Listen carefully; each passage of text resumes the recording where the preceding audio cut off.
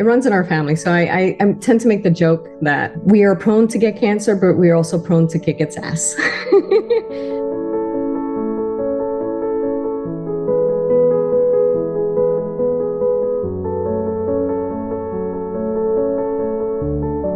My name is Carmita Lasso. I am 45 years old. At 2018, my father was diagnosed as stage 4. He's 7 years in. He's still running around with all the energy. My brother, same thing, survivor of a different kind of cancer. He ended up with a tumor behind his nose.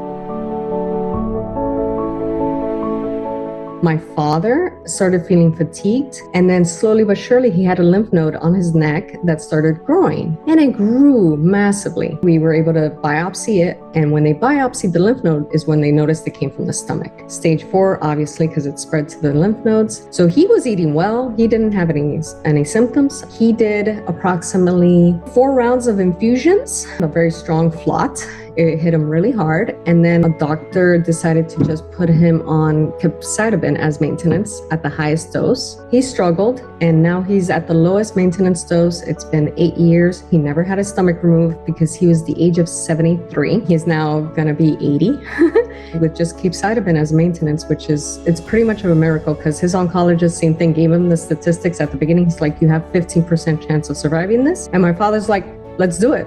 15%, let's go. I'm game.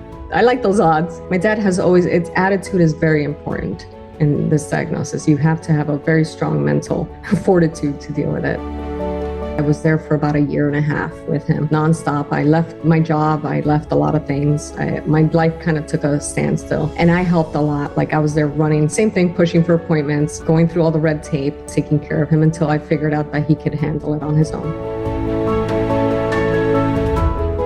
In 2015, he had a lot of drainage down the nose. They realized that he had a small tumor in his nose. He ended up getting radiation to the face. That destroys a lot. Like, it affected his saliva, his swallowing, but he ended up with a feeding tube because of the radiation affected his mouth area so much. I was with him for a while, helping his wife have a little bit of a break. 6 months, and then he was all cleared. And even now, 9 years later, he still has difficulty sometimes swallowing. He has to go for treatment and physical therapy for that. I actually did genetic testing first, just to see if I had any mutations that could lead to that, and nothing showed up. Genetic testing and biomarkers are all like, there really isn't a connection at this moment. I believe wholeheartedly that there's just something we haven't found yet. There is a commonality between us, but it still hasn't been discovered. Burnout, it can happen as a caretaker. You have to, as they say, put the oxygen mask first before you can help someone else. Seek therapy, seek resources that can support you while you support the patient. That's the number one thing I would say. Ask other family members to come in and help. Be there, be the voice, be the advocacy to research, but don't burn out, because you can burn out as a caretaker. As a caretaker, you see somebody feeling sick, nauseousness, fatigue. But when you become a patient, wow, does that open up your eyes? Like, now I understand what fatigue they meant.